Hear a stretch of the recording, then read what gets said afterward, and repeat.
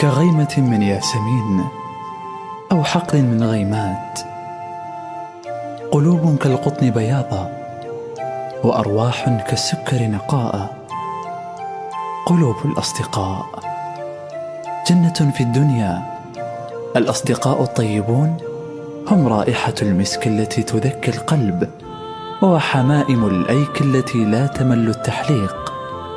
هم عيد القلوب الدائم وودق السعادة المنهمر. الأصدقاء ماء الحياة ورونقها، بل بهجتها المتوارية بين طياتها. الأصدقاء هم فتنة الصباحات ودفء المساءات. أيقنت حين كبرت أن الأصدقاء شيء ثمين حقا. الحقيقة أننا لا نحتاج أصدقاء لنكون سعداء، نحن فقط نحتاج أنصافنا الأخرى لنكتمل.